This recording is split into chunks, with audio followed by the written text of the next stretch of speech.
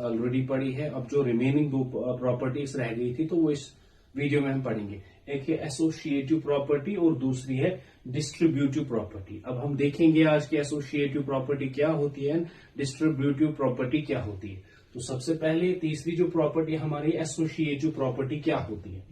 देखो, collision property में हमने क्या देखा था कि दो होल नंबर को ऐड करने के बाद तीसरा भी होल नंबर आता है। कम्यूटेटिव प्रॉपर्टी में हमने क्या देखा था कि अगर हम उनकी प्लेसेस को चेंज करेंगे तब भी आंसर सेम आएगा। तो अब हम एसोसिएटिव प्रॉपर्टी में क्या पढ़ेंगे, यहां पे हम देखेंगे कि यहां पे एलएचएस और आरएचएस में तीन तीन टर्म्स आएंगी। एलएचएस में भी तीन आएंगी और आरएचएस में भी तीन आएंगी। ठीक, अब जो इनको सॉल्व करने का तरीका है ना, वही इसको एसोसिएटिव बनाती है।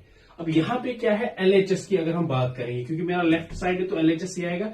एलएचएस में यहां पहला तो अलग आएगा, लास्ट वाली दो को सॉल्व करना है, फिर जो आंसर आएगा इसके साथ करना है। और यहां पे जो आएगा, यहां पहली दो को सॉल्व करना है और जो आंसर आएगा तीसरे के साथ। अगर एग्जाम्पल हम ले लेंगे, कुछ सिंपल से एग्जाम्पल हम ले लेंगे, तो यहां पे देखो आप ए की जगह हम फॉर एग्जाम्पल यहां पे 2 लेंगे, प्लस यहां पे हम 3 लेंगे और यहां पे प्लस सी की जगह 1 लेंगे।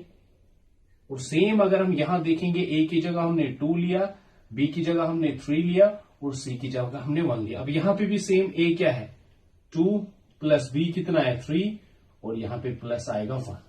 अब यहां देखिए आप, ये 2 आएगा plus 3 plus 1 4 is equal to 2, यह हो गया 5 प्लस 1। अगर यहां देखोगे यहां भी आंसर 6 आता है और यहां भी आंसर 6 आता है। और एसोसिएटिव प्रॉपर्टी क्या बोलती है, बोलती है कि इसको एलएचएस में भी 3 टर्म्स होंगी, आरएचएस में भी 3 टर्म्स होंगी। इनके जो सॉल्व करने का तरीका है ना, वही यूनिक है। यूनिक क्या है कि यहां पे 3 टर्म्स के जो लास्ट पहले एलएचएस में जो लास्ट वाली 2 टर्म है, इनको सॉल्व करना है। इसके बाद जो इसका आंसर आएगा उसको पहली वाली टर्म के साथ सॉल्व करना है। और यहां पे क्या है, पहली 2 टर्म्स को लेना है, उसके बाद जो इसका आंसर आएगा उसको इसके साथ सॉल्व, फिर इसके साथ ऐड करना है। ठीक है, तो ये हमारी थी एसोसिएटिव प्रॉपर्टी। अब डिस्ट्रीब्यूटिव प्रॉपर्टी क्या होता है।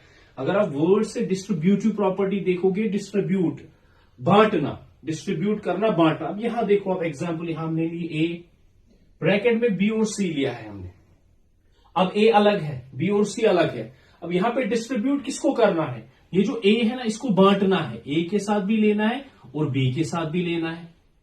डिस्ट्रीब्यूटिव प्रॉपर्टी में डिस्ट्रीब्यूटिव प्रॉपर्टी यही बोलती है कि जो आपका अलग नंबर है, जो अकेला नंबर है, इसको बांटो, दोनों के साथ ले लो। यहां ए बी के साथ भी आएगा, वही हमने लिया ए इंटू बी, और प्लस ए को सी के साथ भी मल्टीप्लाई किया। अब आप बोलोगे मल्टीप्लाई क्यों है, क्योंकि ब्रैकेट का मतलब ही मल्टीप्लीकेशन होता है। जब भी ब्रैकेट सब हटाओगे तो वहां पे मल्टीप्लीकेशन। एग्जाम्पल की बात करेंगे तो ए की जगह हमने 2 लिया है तो यहां पे आएगा 2, बी की जगह हमने 3 लिया है तो 3 आएगा, प्लस सी की जगह 1 लिया है तो 1 आ जाएगा।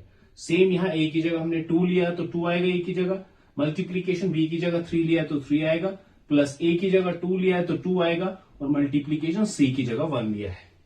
अब यहां पे इन दोनों को सॉल्व करेंगे, 2 3 प्लस 1 4 आ जाएगा, इज इक्वल टू 3 2 6 प्लस 2 1 2। अब यहां देखो आप, ब्रैकेट का मतलब मल्टीप्लीकेशन 4 2 8 आया, और यहां अगर आप देखोगे यहां पे भी 8 आया। तो दोनों तरीकों से आप देखोगे कि हमने यहां पे डिस्ट्रीब्यूट किया तब भी आंसर सेम आया, और ऐसे